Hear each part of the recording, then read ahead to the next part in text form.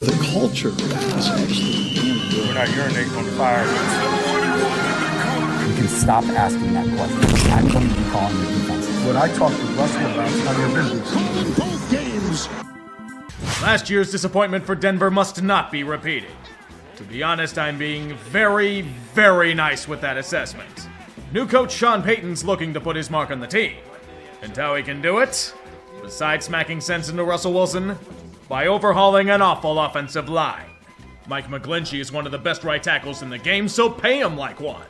Ben Powers is a guard from the Ravens, that's worth paying in and of itself. No such thing as too much O-line talent. Samaje Perine didn't fumble the contract like Melvin Gordon did. Zach Allen got a shitload to move north from Arizona. There's also something else coming from there as well. Vance Joseph is once again prepared to have the time of his life. They do realize he isn't good as a defensive coordinator, right? Oh, well, it ain't my team. The ride never ends. You should know this by now, Denver. A desperate attempt to salvage anything from the Russell Wilson era will play out in front of a national audience. If that means throwing everything you can to get Sean Payton to try and coax it out of a leaner Chef Russ, then so be it. He's even bringing in some known help in the form of Will Lutz. Otherwise, it's been sparring of the verbal variety. Payton spent a lot of time ripping the previous regime for putting the hack in Hackett. He's not wrong. That group should be thankful that Urban Meyer's reign existed, and the Broncos conveniently play the Jets in Week 5. At that point, we only hope they have anything resembling a wide receiver core. The Broncos can have no healthy ones. Ever. They're all falling apart. Hopefully it's not a premonition for the rest of the team like last year was. In the AFC East, regardless of competition, the Bills are still the best in class in my opinion. AFC North, barring more injury to Joe Burrow since he takes it with their elite offense. The AFC South, it's Jacksonville's to lose. They have to win it by default, right? Although we did say that about Tennessee last year. And the AFC West is a Kansas City affair. As usual. Wild cards, though, they're really hard to gauge. Pick them out of a hat, I guess. Ravens, Chargers, and Jets. Why Jets? Because this is usually how ridiculous it tends to be. Sue me. I'm sorry for all the teams I jinxed as always. I regret nothing. Cincinnati, a beautiful night and all.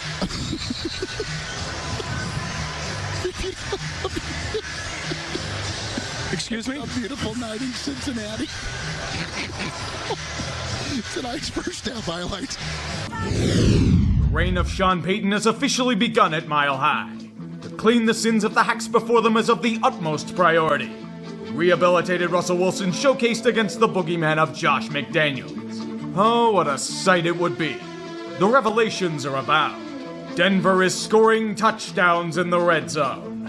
A sight as rare as the lunar eclipse last year now happening multiple times in a game. The only thing you had to do to get it was trade any competent kicking game you had. A missed PAT and shanked field goal will be their undoing. A comedy of errors ensues where everything that could go wrong does. Falling to the chiseled sword of a suave-controlled Jimmy G as your offense sputters at the worst possible times. The more you try to change things, the more they never do. Denver loses another game where they can't score more than 16 points. And Josh McDaniels continues to ruin the franchise. Remember, Broncos country, the ride never ends. Denver still awaits the first bounties of the Sean Payton era. The hex put on them by Josh McDaniels still lingers, but they're finding ways to break out of it. Russell Wilson is balling, displaying a swagger and confidence with a ball not seen since he was a Seahawk, chucking the ball deep with precision. It leads to an incredible breakthrough. They've scored more than 16 points in a football game. A miracle of miracles. Did you believe this would be enough to win with these? What are you kidding? This is Denver! Nothing stops this ride, not even impossible offensive performance. The defense proceeds to buckle this time around, getting chipped away at all angles by Sam Howell throwing dimes and Brian Robinson gashing them repeatedly on the ground. Did you like that sizable 18-point lead? Well, it's gone. It's actually been gone for a while now, I just wanted to try and keep your spirits up. Whatever offensive mastery was fleeting, the commies seized it for their own control. And as they're up by 11, this game's pretty much over. Let the Bronco offense finally wake up, it doesn't matter. My shift is through. I'll be back in a minute, I'm gonna go take a shit. Gonna gather, unleashes towards the end zone. It is deflected and it's caught.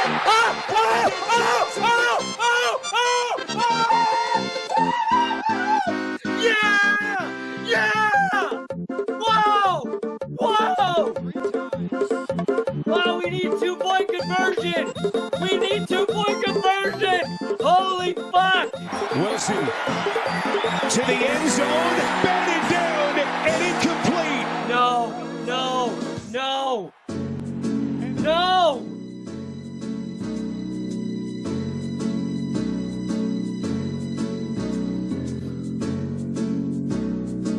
That's worse! That's worse! He's early! That's fucking pass interference! That's the definition of pass interference! They hate calling pass interference on Cortland Sutton. The guy grabs his shoulder early and they don't throw a flag.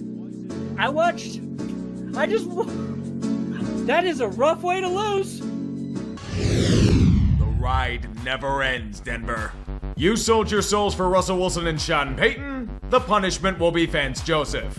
I don't know what the hell happened with Mike McDaniel when he was a ball boy in Denver, but he didn't just want blood.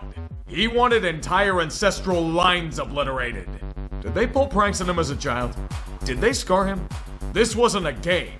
This was a man patiently awaiting his chance to exact revenge for repeated slights. The Miami offense literally steamrolled over an entire Alpine village. An unstoppable wall of fire that incinerated everything in its path. Broncos fans thought last week was agonizing. This was so much worse than that. The Dolphins are in an infinity loop. Mother of God. They're still obliterating this defense with their backups. Their corpse has been infested with maggots and necrotizing from decay, and McDaniel is still beating the shit out of it. 70 points. That is not a typo. Miami walloped the Broncos for 70 points, the third most in NFL history. Over 700 yards of offense. Locale of the week isn't even a contest. Denver, you get this in the complimentary score economy. I haven't seen horses get slaughtered this badly since World War I. So the answer seems obvious. Sean Payton is not the answer this team needs.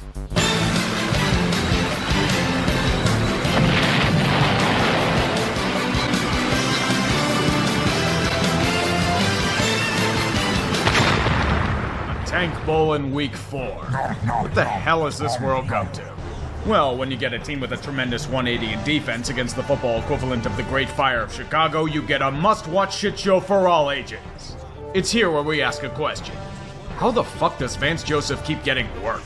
He's accomplished absolutely nothing as a coordinator, and his horrible schematics have turned an elite defense into a sieve. Denver isn't just making Justin Fields look good, they're bringing him back to Ohio State. It's so nice of Vance to pay it forward. He realizes Fields is on the verge of bust him and is showcasing his talents for a future trade. Denver fixed Russell Wilson. The cost was everything else. And now it's a 28-7 game in the third quarter. Well done, Sean. What were you saying about Hackett being a hack? I'm experiencing deja vu. It should be a positive moment for Bears fans. Unfortunately for them, Chicago enjoys nothing more than chemically castrating them every week. It's not even one element that falls, it's everything that collapses in on itself. All in attendance forgot that the Bears' defense is excrement. And that might be a generous assessment of whatever's assembled out there. And unfortunately, everyone forgot that Justin Fields makes brutal decisions with the football. A botched fumble from him recovered for a Denver touchdown. Game tie. But Chicago does have control of the game in their hands. They're pushing the ball down Denver's throat and are in field goal range. Yet ask me this. It's a 4th and 1 at Denver's 20 and you're going for it? They go for it. And I don't think he got there. Go out a fucking shotgun in short yardage and telegraph the most obvious play in the world. Why is it so hard to take the damn points? Of course Denver's gonna capitalize on it. Guess what the Broncos do, Eberflus? They take the points! What a shocking concept as they steal the lead. Now panic time is in the air. Of course, we all remember their quarterback is Justin Fields. Santos' career long is 55 yards. Pressure coming. Fields over the middle. Intercepted! Picked off by Jackson, and he goes to the ground! You seriously wasted what could be the best performance of Fields' career against a Vance Joseph defense. You seriously pissed away a 21-point lead due to what can only be described as sheer arrogance. Matt Eberflus, may I give you some advice? Don't even try to pack your shit. Leave Chicago as soon as you can. The city has declared open season on you starting at midnight. The fans are assembling lynch mobs for you and Luke Getsy. This was special, and Bears fans want more than blood. They want your soul. everyone circled this week on the calendar for both teams. The ultimate showdown. The former hack that wasted a season for Denver versus the current one that's getting a pass because he has a better reputation.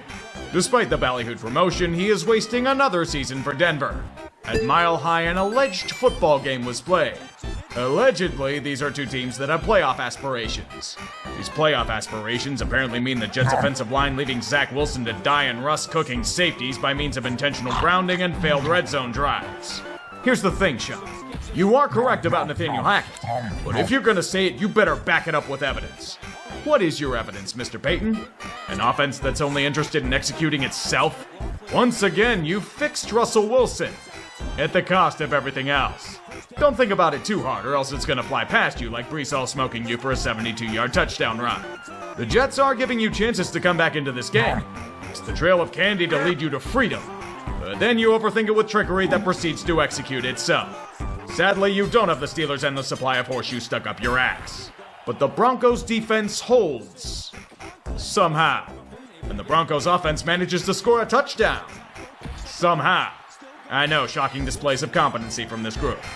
You even get a chance to make a death-defying comeback drive thanks to a Zach Wilson interception. Do you do it? Of course not. Chef Russ eats a sack and the Jets score. You wanted to get on the ride? Well, you forgot the golden rule. The ride never ends. Nathaniel Hackett gets his revenge against an arrogant foe. In spite of himself, mostly, but it's still revenge. We all saw it coming from a mile away. Broncos country, let's ride. Standard torture has not been effective in extracting the maximum amount of pain from your pathetic bodies. Your punishment must be amplified. A throwback to last year against the Chiefs will be the next round of torture. That terrible defense of yours this season will return to their great form once again. Kansas City's struggling offense will continue to struggle as it fails to gain separation and traction. Bafflingly fake field goals? You bet. They'll do everything in their power to get Denver a win tonight, yet there's a catch. This is a throwback to last season. The Broncos' offense will return to how insanely shit they were then as well. Did I really say Russell Wilson was fixed? That may have been a lie, especially with how the Chiefs' defense is clamping down on him. Only 55 yards of passing in 3 quarters? Are you trying to be this shit, Russ? He's cooking so well tonight you may as well call him Typhoid Mary. Denver, the only thing getting burned is you. As Jerry Jeudy is a useless fuck and Frank Clark played 2 subpar games as he robs you blind. Kansas City was sluggish offensively, but they did enough to win their 16th straight game against these sad fucks. Remember the golden rule. The ride never ends. It only spins faster and faster until you black out from the G-force. The GPS Bowl. It'll guide you right to the drink regardless of allegiance. No matter how you spin it, all you see are 2 teams circling the drain and well past their prime. There isn't excitement, there isn't dread, there's just nothing. Winning will mean nothing. Losing will mean nothing. It's spinning the tires just to check a box. And the Packers are looking awful against one of the worst defenses in football. They're doing nothing against it. And I get Denver has talent, but Justin Fields threw well against this defense, man. Broncos country is riding to nothing but field goals, so it's still manageable, but Green Bay has a shitload of issues. Mainly realizing that they're playing the Broncos and are down 16-3. Is Aaron Jones that vital to them or something? It should be a drop in production, but it shouldn't be this bad. Then they finally adjusted to Vance Joseph. In layman's terms, they used Ask Madden, dashing and gashing a porous unit to open the already opened floodgates, rumbling down to the goal line, and then on a 4th and 2 get the luckiest bounce in the history of man to take a 1-point lead. Somehow. In past times, the Packers would run away with an ugly win. Unfortunately, the NFC North dances on their grave. Denver gets to field goal range and Will Lutz manages to kick a 50-plus yarder. Somehow. Jordan Love's mentality is to gunsling. And if he wants to chuck a ball deep into double coverage on a 3rd and 20, by God, I'm going to laugh at it. He's not anywhere close to Aaron Rodgers, and it was a terrible throw-in decision, but it's about trying. The Packers tried and failed miserably. This calls for some sushi. And Sean Payton doesn't even like sushi. The streak of dominance must continue. Patrick Mahomes has the flu. And he will rival Michael Jordan's performance under the weather and become a legend. Little did we all know the Michael Jordan he chose to imitate was the offensive lineman. That dude sucks. And so did the Chiefs. Against one of the worst defenses in the league, the offense held the entire team played as if they had the flu, exposing many systemic and lingering issues that have been hiding in the shadows for weeks. The receivers can't get any separation besides Kelsey. They drop a ton of crucial passes. They over-rely on Mahomes pulling off parlor tricks to win games. Endless chances to do something? Too bad you'll get 5 turnovers on a Broncos offense that eventually breaks the defensive dam. One of the biggest upsets of the season occurs where everyone is in a daze. And the Chiefs have a performance that harkens back to the Romeo Crennel days. Many streaks have ended in this humiliation. The 16-game win streak against Denver is over. The 13-game win streak against divisional opponents is over. The confidence and elitism over most of the AFC is over. All that's left are the Broncos injecting themselves with endless IVs of hopium. Brandon Perna is already long lost. Pray he recovers from this horrible indignity.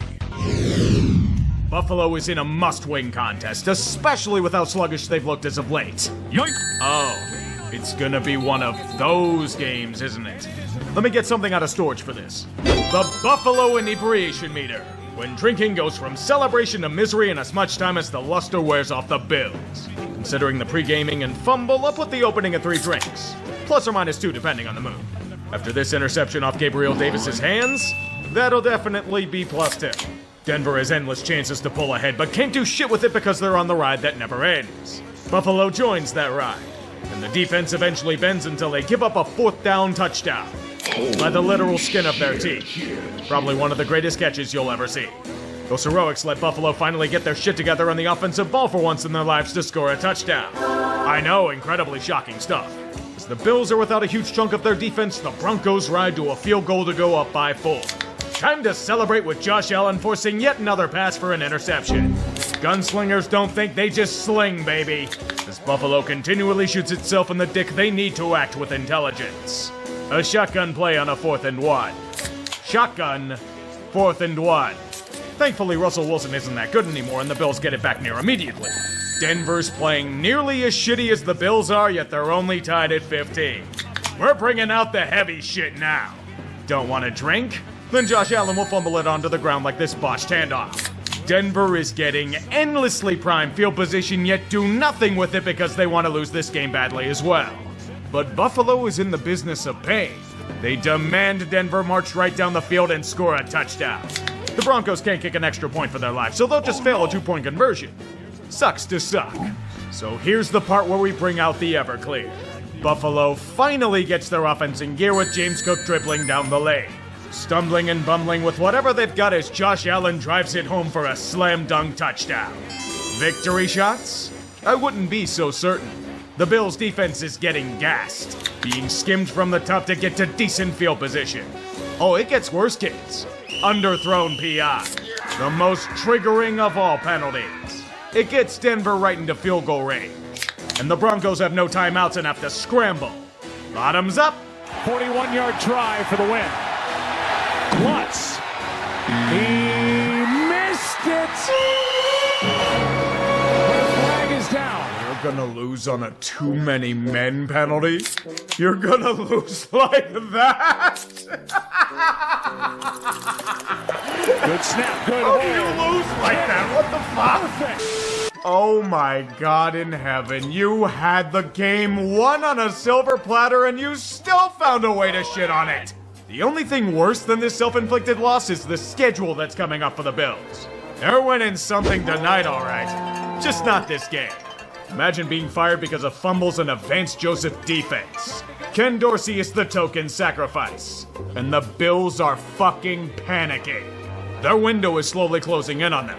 Quick, someone find a coin to blame their downfall on instead of the real reasons for it. You had an opportunity, and you blew it. Two of the hottest teams in football in a primetime match. Imagine saying that a month ago. It was a borderline tank bowl back then. Early on, it appeared that the Vikings' miracle run would continue for another week. Denver's offense has been sputtering, and against Minnesota's all-out assault and blitzing, they can't get much of anything going. Simply field goals as they stall out just before the golden lands of the end zone. As it's 10-9 at halftime, the Vikings know they need to push the envelope to truly seal the deal. And with the Pasternak engineering a touchdown drive of his own, it should be more than enough. I hate to inform you, Minnesota, but finishing a game winning by more than one possession is illegal. Denver's defense remembers they have a shitload of talent on it, and the Vikings proceed to fuck the ball at nearly every opportunity. Turns out Minnesota tends to fold under constant defensive pressure, and 2 brutal turnovers allow Denver to get within 2. The Vikings could use a win though, and they'll pull out all the trickery on 4th down to try and seal the deal. They burn a shitload of clock. They get to around the 10, but they just stall out. Field goal kicked, and Denver has a chance. To be fair, that's all you need in the NFL. Minnesota's defense finally cracks under the face of adversity. They can't stop anything on this drive, and the Broncos fumble had eyes and rode out of bounds. The inevitable is about to commence. They do. Vikings bring the heat again. Wilson throwing up for grabs and is caught for the touchdown! I think the magic may have run out for a bit in Minnesota. All that we have is endless hopium in Denver. Everyone within a 300-mile radius of the city should shelter in place immediately. The toxic fumes of a 4-game winning streak will drunkenly stumble into your heart if you aren't careful. Or get suspended again like Kareem Jackson is. This is merely part of the ride, and it never ends. Never. The hopium in Denver is spreading like a disease. A virulent, exponentially growing specimen that infests your nervous system and hijacks all feeling and movement. A win streak against playoff-caliber opponents will tend to do that. Mention all the asterisks in the world, it does not matter. The Broncos keep winning because fuck you. Dorian Thompson-Robinson can do next to nothing in this contest, mostly because his receivers can't catch anything around here. Even the hopium. That'd be one thing, but even their defense is struggling to generate any traction. Incredibly sloppy all around. Brown's weakness is being picked apart in the Rocky Mountain air. It only got worse as DTR was picked apart by a screaming Broncos defender. PJ Walker ain't doing shit against this unit. Russell Wilson will take over on that end. Denver wins their 5th in a row in incredibly easy fashion. They took a legitimate threat and dispatched them without breaking a sweat. As I said, hopium is a hell of a drug, and they're earning every last bit of it. I know you guys. I'm scared too. The unsung heroes of the 1 p.m. time slot locking horns to the death. A game with huge implications in the AFC playoff race taking place in the heart of Texas. Both groups with surprising surges. Supplies of hopium at all-time highs for both franchises. Only one can prevail. Them's the rules of the game, but I will say one thing. Houston's defense is playing out of its mind. The Denver offense hasn't been anything special, but they've been significantly improved. And to see the Texans' rebuilding unit match them at every turn is an inspiring sight. Thanks to CJ Stroud doing CJ Stroud things per usual, the Texans have a 16-3 lead in the 3rd quarter. Considering how they played, it's only a matter of time until the Broncos get their shit together. Cortland Sutton has emerged into a greater wideout during this win streak, and this incredible touchdown is only evidence of it. Can Russ do it again the very next drive? Will Anderson's having his breakout party. Glad you could join him. Nico Collins catches everything, including a 12-point lead. Denver refuses to give up, though. Jerry Jeudy drives this carriage down the field to get it back to a 1-score game. Down by 5, the Broncos can taste a win in the air. And Wilson's gonna chuck this bad boy deep. Derek Stingley rips it away at the last moment. Kinda fitting. Houston burns some clock, but the Broncos hold to keep them without points. This is the time for some heroics. Russell Wilson's been doing a good bit of it as of late, and lo and behold, it's happening again. Tension fills the air in Houston, as another show is taking place.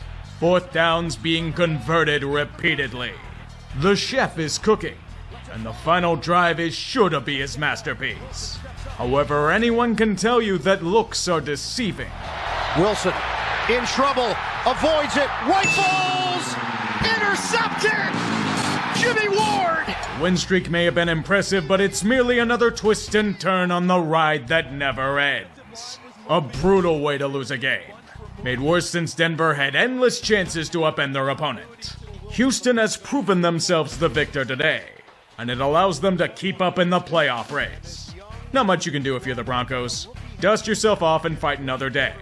Tip your cap to the Texans defense and move on. I don't blame any Chargers fans out there if they've simply checked out of the season. From how they were dominated by both the Broncos and their fans at home, they might already be finding other ways to spend their Sunday. There are much better things to do than watch a hack and Brandon Staley become a slave to the analytics gods. Witnessing Liquid LA embrace the recessive genes and turn into fucking Kwang Duk dousing himself in gasoline every week is amazing. 0 for 12 on 3rd down and 1 for 6 on 4th. Light a damn match and set them ablaze. Denver got all but a free win by suffocating their flaccid attack in the Vance Joseph redemption arc. That's when you know this year's been fucked.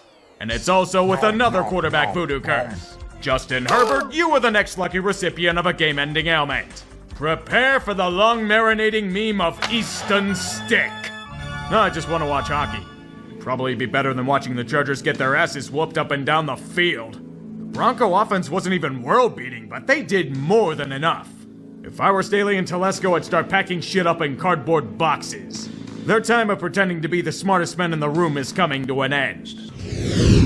Detroit had been playing like absolute shit. Needing extra motivation to scare the men, Dan Campbell's bringing out the real gambits. If they keep failing, he will personally eat their firstborn children. Don't doubt him, he has a taste for blood. His thirst was more than enough to jolt the Lions back into their previous form. Scared for their lives, Detroit revved up the engines and dominated in all facets of the game. Denver was a team that was gunning for a playoff push and eager to make a statement of their own, but they became roadkill. This day belongs to the Motor City, and boy did they counter with a message of their own. For 60 minutes, the Lions sent Vance Joseph's defense back to September. Their real form has returned, and anyone who wants to move past them will have to fight for their very lives. At Ford Field, there was only massacre.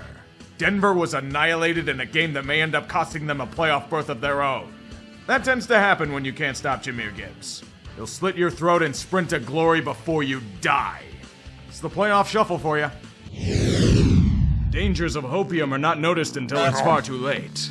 When an overdose of false positives hits a man, there is no antidote for the spread. Its healing powers become toxic and erode everything within. His strength may be fading and could be betrayed by powers greater than him, but the hoodie still enjoys upending his former rivals in a time long past. His choice of scheme tonight? The Three Stooges formation. A comedy of failure, fumbles, fucking of the ball, and the death of kickers everywhere. It's less defensive slugfest and more offensive shittery. At least until New England strikes with a precise drive. Really, New England? Not too shabby for the lead. Chad Ryland celebrates by killing a field goal mine. The Broncos defense has lost Vance Joseph's secret stuff and have surrendered another gashing drive for a touchdown. Mind-baffling. You know how the Patriots make this a 16-point lead? Because nothing makes any sense. This is why I'm throwing logic out the window. The NFL did that years ago. All that's left is volatility and madness. And of course, because we can have nothing sane in this world, the Patriots quickly blow the lead they were never meant to have. All I wanted for Christmas was a sports ball that wasn't the length of Gettysburg. I can have no respite from chaos. It is my lifeline. All there will be is the inevitable Denver win and endless hopium that rises from the ground itself. The Patriot defenses are buckling, and the Broncos might do a punt? Bailey Zappi still has some zip left in his arm? They're in field goal range? I have no faith in Chad Ryland, but how the hell did this happen? Ryland for the win! Chad Ryland! It's good! There's a twist I didn't expect. Denver folding at the last possible second to crash to hell after eons of false hope. We outsiders all saw it coming from a mile away, but hopium forces fans to ignore the obvious signs. Death was merely delayed. A fun swing upward only to remember cold reality. The ride never ends. You are trapped. Enjoy your stay. New England wins by probably losing out on Caleb Williams and Drake May. Belichick's probably not going to be here next year anyway. He doesn't give a shit. But at least he gave us some laughs. Broncos country, let's die. Slowly and painfully. Unbridled optimism leads to a swift kick in the ass. And with playoff hopes all but lost, a scapegoat must be flung into the abyss.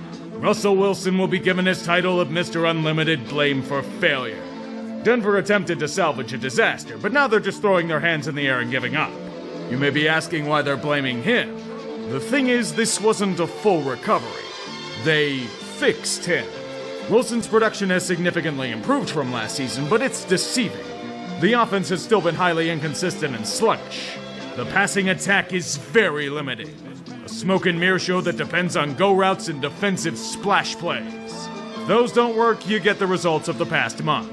It's obvious that Chef Russ isn't what he was, and at his price point, a low-end starter isn't a good investment. Sean Payton's been more than vocal about offensive stagnation in recent weeks, and he doesn't like Russ in his system, so Wilson must drift into the ocean never to be seen again. All they need is a smoking gun. His injury guarantees are a sticking point, but Wilson refuses to adjust his contract. The perfect excuse to pull the trigger. In 18 months, Russ has gone from riding hope to riding the bench. Denver is moving on, and it's all but the end of this absolute calamity. The only consolation for the Broncos will be in massive dead cap hits in the next 2 seasons. One of the worst trades in NFL history when all is said and done. The only benefit was the treasure trove gifted to Seattle. I wonder if it cost George Paton's job in the process. I'd say the ride's ending, but we all know it never does. That's not what he wanted to cook. When I think of viable solutions to a power struggle, I don't see Jarrett Stidham as a solution. It's deja vu for him. Same thing occurred when the Raiders ran Derek Carr out of town last year.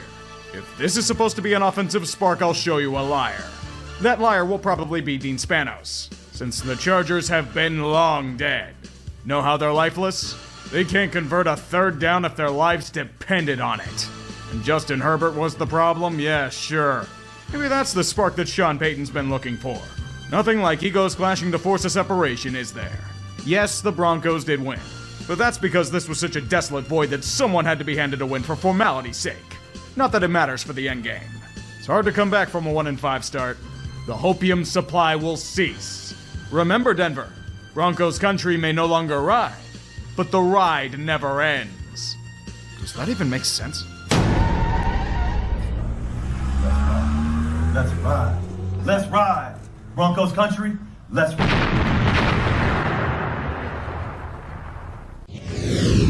Another tremendous battle of mid is taking place. But to call this mid would be flattering to both franchises. We have Jarrett Stidham against Aiden O'Connell. This isn't even making the cut in a Saturday afternoon matinee. Denver isn't playing for much. Their season's over. And it showed them with an offensive spark that set the gasoline around them on fire. The Raiders, though, they're playing to audition Antonio Pierce for a head coaching role. His tactics and game planning are unproven, but there's something about his style that's just so Raiders. They have an identity again. The autumn wind's been playing like sandpaper, just a pain in the fucking ass with a chip on their shoulder. It's more than enough to win against a dying ride, but the final call will be on Mark Davis. 2 years ago, he made a predictable mistake by hiring Josh McSnakeoil over Rich Bisaccia. If he overlooks the interim coach again, he better have a good name in mind. And not just making another inferior clone. To think that in 18 months, the mood in Denver went from unrestrained hope to the inevitability of football hell. A vortex to the underworld as open and porous as the defense was in the first part of the season.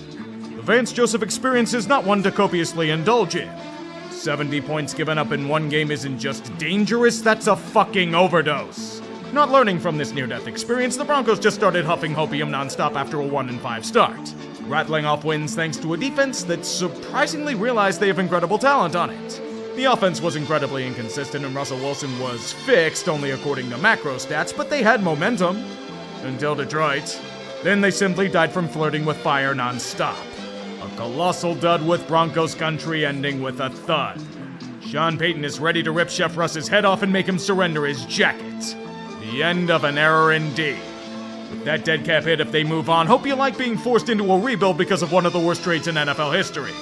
How the hell did that happen? Same reason why Denver's probably getting Taysom Hill. As a chapter of love cooks into Season 8 of Game of Thrones, there was only one truth to be told. The ride never ends. Even when the tracks collapse, it will continue for time eternal.